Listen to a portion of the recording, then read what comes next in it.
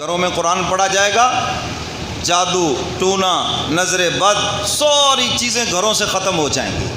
یہ جو تم کہتے ہو بچوں کی آپس میں نہیں بنتی، گھر میں بڑی بے سکونی ہے، بیماری جان نہیں چھوڑتی ہے، بچوں کی آپس میں نہیں بنتی، بڑی ٹینشن ہے، مولوی صاحب بے برکتی ہے، کوئی سمجھ نہیں آتا، ان ساری بیماریوں کا ایک ہی علاج ہے اللہ کے قرآن کی تلاوت۔ اللہ کے قرآن کی سارے بولو، اللہ کے قرآن کی۔ ہاں، صبح کو سورہ یاسین پڑھو، رات کو سورہ واقعہ پڑھو، فقر و فاقہ انشاءاللہ ختم ہو جائے گا۔ گھر میں جادو ٹونے کے اثرات نظر آتے ہیں تو سورہ بقرہ کی تلاوت کرو ذرا بلند آواز سے، بالکل جنات ہر چیز بھاگ جائے گی، ختم ہو جائے گا۔ عاملوں کے چکر سے نکلو، کاملوں کے قدموں کے اندر آؤ۔ سمجھ گئے کہ نہیں؟ ورنہ یہ عامل تمہیں لوٹتے بھی رہیں گے اور ساری عمر اسی چکر میں ڈالے رکھیں گے۔ تو قرآن کی تلاوت کرو گے نا گھروں میں؟ میری مائیں بہنیں بیٹیاں بھی سن رہی ہیں، وہ بھی قرآن کی تلاوت کریں گھروں میں۔ بہن کو پتہ چلا فاطمہ بنت خطاب کو بھائی عمر آ گئے اور دیکھا کہ وہ تو بڑے جلال میں ہیں اور ہاتھ میں تلوار بھی ہے، تو جلدی سے وہ جو قرآن کے اوراق تھے، جن چیزوں پہ قرآن لکھا ہوا تھا، کیونکہ اس وقت کتابی شکل میں نہیں تھا، ان کو چھپایا۔ حضرت خباب جو پڑھا رہے تھے معلم، ان کو بھی چھپا دیا اور خود سامنے ہو گئی کہ میں بھائی کا سامنا کرتی ہوں۔ سیدنا فاروق اعظم اندر داخل ہوئے اور پہلا سوال یہ کیا، فاطمہ مجھے پتہ چلا ہے کہ تم مسلمان ہو گئی ہو۔ جی بھائی عمر، میں نے حضور کے پیغام کو دل و جان سے قبول کر لیا۔ اس نے کہا تمہیں پتہ نہیں، میں تو مکے کا سردار بھی ہوں، تمہیں پتہ نہیں میں تو حضور کو شہید کرنے والا ہوں اور تم حضور کا کلمہ پڑھ کے بیٹھی ہو۔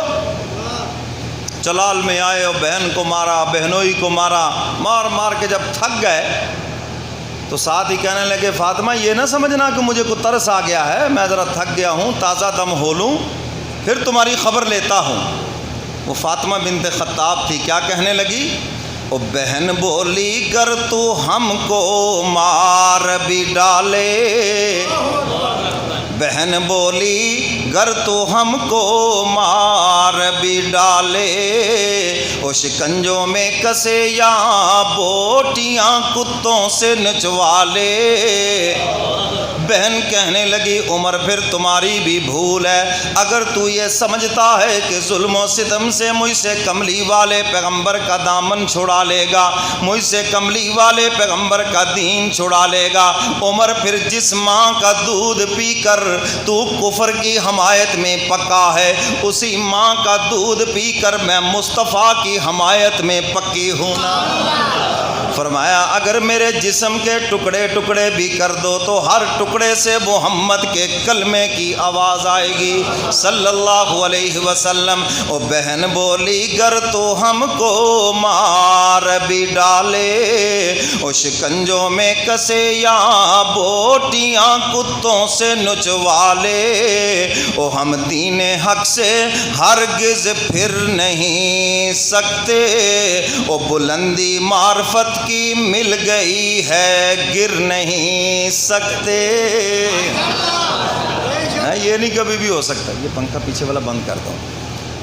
سیدنا فاروق اعظم رضی اللہ تعالیٰ عنہ دیکھتے ہیں عورت ذات اتنا حوصلہ، اتنی جرت، استقامت اس میں کیسے آ گئی۔ کہنے لگے بہن چلو یہ بات تو بعد میں کریں گے، پہلے ذرا وہ کلام تو سناؤ نا جس نے تیرے اندر اتنی استقامت پیدا کر دی ہے، جس نے تجھے اتنا دلیر بنا دیا ہے، ذرا وہ کلام تو سناؤ نا۔ بہن کہنے لگی عمر ذرا پاک ہو جاؤ پاک کلام سننے کے لیے، اور قرآن تو ہے ہی پاکوں کے لیے۔ کن کے لیے ہے؟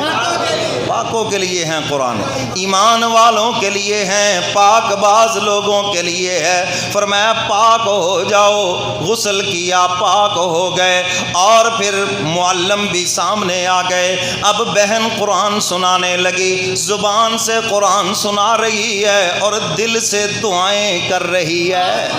یہ ہے وہ دعا جو سیدھی عرش الہی سے جا کے ٹکراتی ہے، عرض کرتی ہے الہ العالمین اسلام کے لیے مارے کھا لینا یہ میرا کام تھا، اپنے جسم کو زخمی اور لہولہان کرا لینا یہ میرا کام تھا، اور پھر زخمی اور لہولہان ہو کر بھائی کو قرآن سنانا یہ میرا کام ہے، اب اس قرآن کو بھائی کے دل میں اتار دینا یہ آپ کا کام ہے۔ فاطمہ بنت خطاب سے قرآن کی تلاوت سن رہے ہیں، سبحان اللہ، سورہ طٰہٰ کی چند آیات تلاوت فرمائی، اور یہ آیات فاروق اعظم کے دل میں اتر گئی، اور کانپتے ہوئے عرض کرتے ہیں بہن بس بس مجھے بھی مصطفیٰ کے قدموں میں لے چلو، میں بھی کلمہ پڑھ کے غلاموں میں شامل ہونا چاہتا ہوں۔ اللہ اکبر، قرآن تو انقلابی ہے شروع سے ہی، ہم بدل گئے، قرآن نہیں بدلا، نہ اس کے انوار و برکات بدل گئے، نہ بدلے ہیں، اس کے انوار و برکات بھی نہیں بدلے، ہم پڑھنے والے بدل گئے ہیں۔ اس کو ذرا اس جذبے سے پڑھ کر تو دیکھو، سن کر تو دیکھو، دل کی کایا نہ پلٹ جائے تو پھر کہنا، دل کی ویرانیاں نہ ختم ہو جائیں تو پھر کہنا۔ جو کہتا ہے دل ہر وقت پریشان رہتا ہے، مولانا انجانی سی کوئی پریشانی یا بات سمجھ نہیں آتی، میں نے کہا آپ کا دل قرآن سننے کو کر رہا ہے، اس روح کو خوراک دو اس کی جو یہ مانگ رہا ہے۔ اور اللہ فرماتے الا بذکر اللہ تطمئن القلوب، میری یاد ہی تو دلوں کا اطمینان ہے نا، اور قرآن کریم کی تلاوت یہ رب کی سب سے بڑی یاد ہے، کیونکہ یہ رب کا کلام ہے، جب یہ تلاوت کرو گے دل کی ساری پریشانیاں ختم ہو جائیں گی۔ کریں گے نا یہ تلاوت، اپنی صبح کا آغاز اللہ کے قرآن کی تلاوت سے کرو، اور جب تلاوت کر لو جو آپ کے مرحوم والدین ہیں، اساتذہ ہیں، پیر و مرشد ہے، کوئی بھی جتنے بھی لوگ ہیں مجھے بھی شامل کر لو، کوئی ضروری نہیں کہ فوت شدہ ہی انہیں، تو سب کے لیے ثواب کی نیت کر لیں تو سب کو اللہ برابر کا پورا ثواب عطا فرمائیں گے۔ کریں گے جی؟ مولوی صاحب کی سٹیمپ لگانے کی ضرورت ہی نہیں رہے گی، کیوں جی؟ کوئی خرچہ برچہ کرنے کی بھی ضرورت نہیں رہے گی، نہ دیگے چڑھانے کی ضرورت ہے، نہ برادری اکٹھی کرنے کی ضرورت ہے جی، تو آپ پڑھ کر ان کی روح کو اصالِ ثواب کریں گے، کوئی رکاوٹ نہیں ہے، سیدھا ثواب پہنچے گا۔ کریں گے نا جی؟ تو سیدنا فاروق اعظم حضور کی خدمت میں پہنچتے ہیں، حضرات صحابہ کرام نے دیکھا بہن زخمی، بہنوئی زخمی، عمر کے ہاتھ میں تلوار، میں حالات خراب لگ رہے ہیں، حالات جو ہیں وہ خراب لگ رہے ہیں، اندر چھپ گئے، دروازہ لگا لیا۔ حضور نے فرمایا میں تمہیں ان کے ایمان کی خوشخبری سنا رہا ہوں، اب ایمان تو یہ ہے کہ حضور فرما رہے ہیں وہ مسلمان ہو کے آئے گا، ہیں جی، اور آنکھیں اس کو جھٹلا رہی ہیں۔ تو میرے محترم سامعین، آج بھی بہت سارے مشاہدے، بہت ساری چیزیں بظاہر نظر آتا ہے کہ حضور کے فرمان کے خلاف ہیں، یہ میرے اور آپ کے دیکھنے میں فرق ہے، حضور نے جو فرمایا وہ ویسے ہی ہو کے رہے گا۔ یہ ایک مومن کا ایمان ہونا چاہیے۔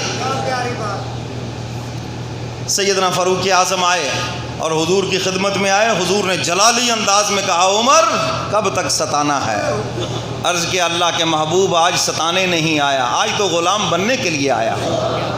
حضور علیہ الصلاۃ والسلام نے کلمہ پڑھایا، سیدنا فاروق اعظم مسلمان ہوئے، اور صحابہ نے اس خوشی سے نعرہ لگایا کہ مکے کی پہاڑیاں بھی گونج اٹھی۔